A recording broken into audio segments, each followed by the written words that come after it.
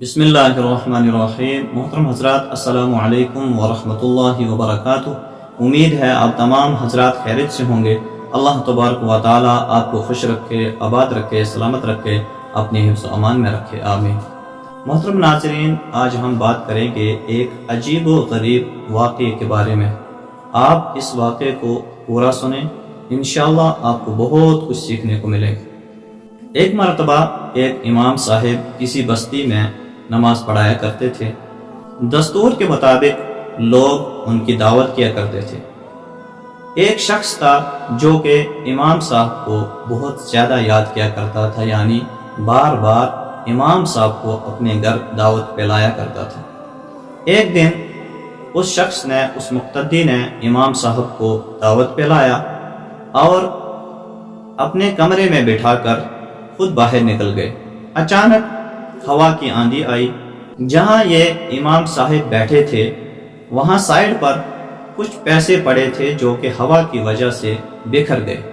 امام صاحب نے یہ پیسے جمع کر کے اٹھائے اور قرآن کریم جو کہ ایک الماری کے اوپر پڑا ہوا تھا انہوں نے اس میں رکھ دیے۔ اس کے بعد انہوں نے کھانا وغیرہ کھایا اور امام صاحب رخصت ہو گئے۔ اس کے بعد جب اس صاحب مالک نے دیکھا کہ اس کے پیسے کہاں گئے، اس نے بہت تلاش کیے، اس کو اس کے پیسے نہیں ملے، تو اس کو یہ شبہ ہوا کہ شاید امام صاحب میرے پیسے چرا کر لے گئے۔ اس کے بعد یہ شخص امام صاحب سے کافی دیر تک خفا رہا۔ ایک دن ان کی آپس میں میاں بیوی کی بات ہوئی کہ پچھلی باتوں کو چھوڑتے ہیں، امام صاحب کو دوبارہ دعوت کرتے ہیں۔ چنانچہ انہوں نے دوبارہ امام صاحب کو دعوت کی۔ جب امام صاحب ان کے گھر میں آئے تو امام صاحب نے معلوم کیا، کیونکہ انہوں نے بھی محسوس کیا تھا کہ یہ شخص مجھ سے کچھ ناراض سا لگتا ہے۔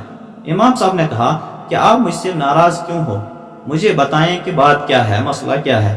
اس شخص نے کہا کہ آپ جب پچھلی مرتبہ میرے گھر دعوت پر آئے تھے تو اس دن میرے کچھ پیسے گم ہو گئے، چوری ہو گئے، تو مجھے لگا کہ شاید آپ نے ہی وہ پیسے چوری کر کے لے لیے، اس لیے میں آپ سے خفا تھا۔ امام صاحب کی آنکھوں سے آنسو بہنے لگے۔ انہوں نے کہا کہ آپ وضو کر کے آئیں، میں آپ کو دکھاتا ہوں کیا مسئلہ ہے۔ جب یہ شخص وضو کر کے آیا تو امام صاحب نے اس کو کہا کہ آپ قرآن پاک اتاریں اور اس کو کھولیں۔ جب اس شخص نے قرآن پاک اتارا، کھولا تو اس میں وہ پیسے پڑے ہوئے تھے۔ پھر امام صاحب نے کہا کہ افسوس، آپ نے ان 1-2 سالوں میں کبھی بھی قرآن پاک کو نہیں کھولا۔ دوستو، یہی حال ہے آج کل ہمارا۔ ہم نے گھروں میں قرآن پاک تو رکھے ہوئے ہیں لیکن ہم ان کی تلاوت نہیں کرتے۔ اللہ تبارک و تعالی ہم سب کو قرآن پاک کی زیادہ سے زیادہ تلاوت کرنے کی توفیق نصیب فرمائے۔ وما علینا الا البلاغ۔